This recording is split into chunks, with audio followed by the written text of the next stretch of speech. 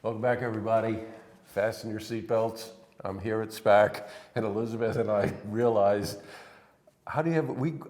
There isn't enough time in a week to try to get through how incredible this classical season is, but we're going to try.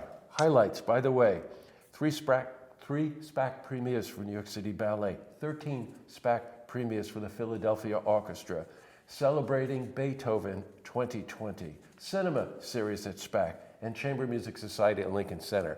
Time's up. Okay. Okay, it was nice to see you. I'm exhausted. Let's start with City Ballet. Okay, cool. Opening is Swan Lake with a wonderful story, right? Yeah. Well, so the really cool thing about this, for people to know, I mean, obviously there is a shorter version of Swan Lake, which has been up here umpteen times, like too many times.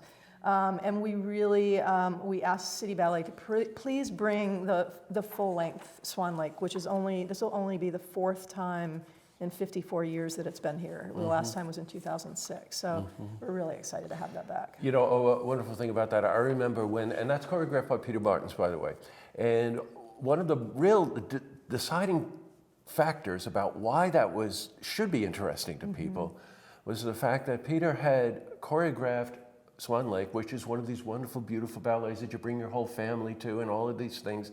But the company was always known for their precision and their clarity and their dancing.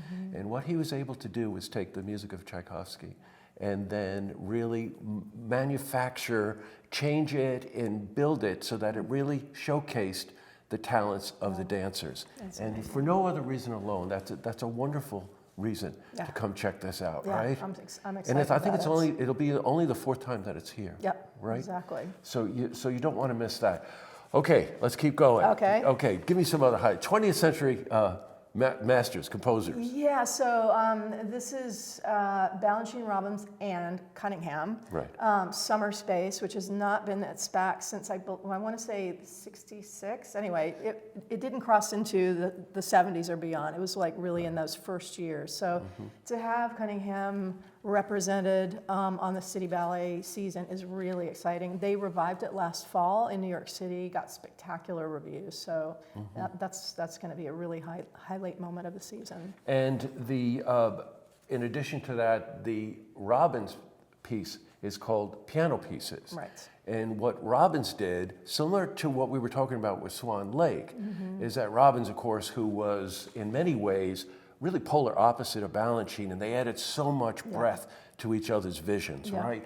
And so all of a sudden, Robbins looked at the music of Tchaikovsky and said, I'm going to hand pick 15 different piano pieces that I feel will challenge the city ballet dancers. And that's what's really pretty magnificent about the pieces that he selected. Well, and that whole program, I mean, what you just mentioned, but to imagine like these three very diverse styles on that spectacular company in one evening is just going to be magical. And for Balanchine, they picked one of the, if anybody has seen Jules, the highlight of Jules is rubies. Yay. Yay. So talk about strutting your stuff. The Rubies is just terrific. What a great program that is. Question for you. Yeah. You know, every year that we talk, I always say to you, 21st century choreographers. It's not there, but it is there. Okay, so it's called this year still SPAC Premieres because we want to be bringing things to Saratoga that the audiences have not seen here in Saratoga. And that's obviously a challenge when you've got a company that has such rich repertory and it's been coming up here for 54 years. But this year it's not called 21st Century Choreographers, which is the subtitle, because there is a Balanchine piece, which is a SPAC premiere. This Hyph Divertimento has never been done at SPAC before. So how cool is that for us to have probably the only Balanchine piece that has never been done in Saratoga before, and on the same bill, two completely beloved choreographers, Lauren Lovett, who we all adore, and Justin Peck, who we also feels like almost like a hometown choreographer. So that's going to be also just a completely amazing evening. You know, I always ask you about Justin Peck too, because that's one that my wife and I we won't miss it. I don't care what happens. Yeah. And you would swear you were at a rock concert last year. At the end of the Justin Peck piece, people were screaming and yelling and jumping up and down.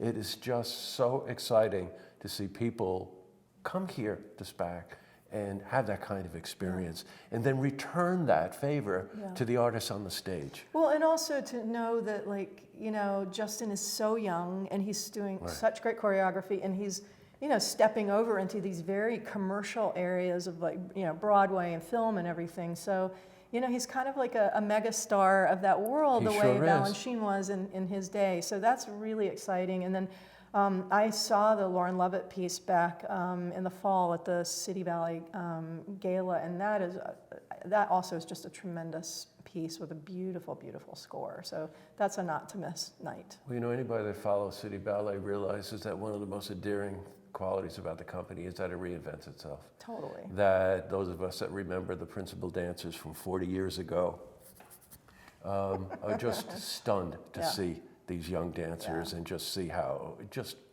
again, the company just has that kind of power. The gala?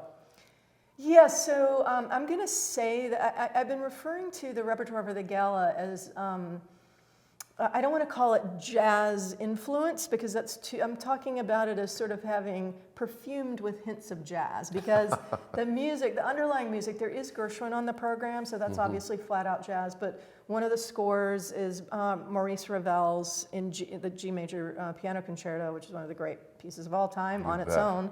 And Ravel was very influenced by American jazz, and so his music just in general, but that piece in particular has kind of a jazz touch to it. And Stravinsky also was very influenced by jazz, and so there's again like this hint of, you know, jazz inflection in Ruby's, which will be the concluding piece that night. Again, I don't want people coming thinking they're going to see a rah-rah, you know, 20s jazz program or anything, but there is an underlying you see the influence. To it. The influence is there. It's amazing. And for those that follow City Ballet, the Ravel Ballet is in G major, which of course is one of the greatest ballets of all time. And by the way, that program you're talking about, that is the Ballet Gala night. And I will mention that the theme for the Ballet Gala that night is Rhythm on the Riviera. So talk about seduction and, you know, sultry and, you know, desirable destinations. So you got to be at that one. Yes, amongst others. I'm just thinking, you quite can't choose, right? I know. Except I have to make a choice right now. I am not going to rush through this interview, so we're going to pull a magic trick here. Okay. We're going to pretend that we're ending this interview to start up the interview 2 minutes from now. Can we do that? Absolutely. Okay, so if you want to see this interview again, part 1, you can head to our website, looktvonline.com.